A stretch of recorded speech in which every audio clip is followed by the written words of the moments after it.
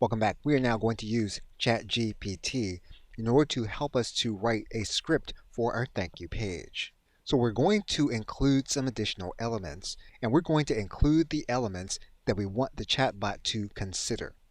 Now, once again, we are looking for information that we can use in order to help us with a blank page. We may or may not use all of the information that ChatGPT gives us, but we expect to be off to a good start with the information. So we are going to give the chatbot a prompt. As is the case with anything you want ChatGPT to do, the more information that you give it, the better the output it will give back to you. But again, we are using all of the information that we have created inside of this conversation in order to help the chatbot with this process. So now that we have written out our instructions, we are now going to click Enter. Now again, we may or may not like the full text that we receive back from the chatbot.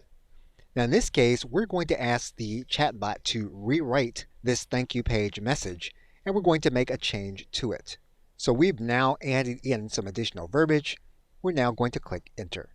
Now it's at this point that we may need to take the text as we have it, as our query isn't fully clear to the chatbot exactly what we want. So we will work with the first draft of the thank you page and make the adjustment ourselves. But basically, you can give the chatbot instructions so that you can have information to keep you from having a blank page, and you can make any necessary adjustments according to your context. Okay, so with that, thanks, and I will see you in another video.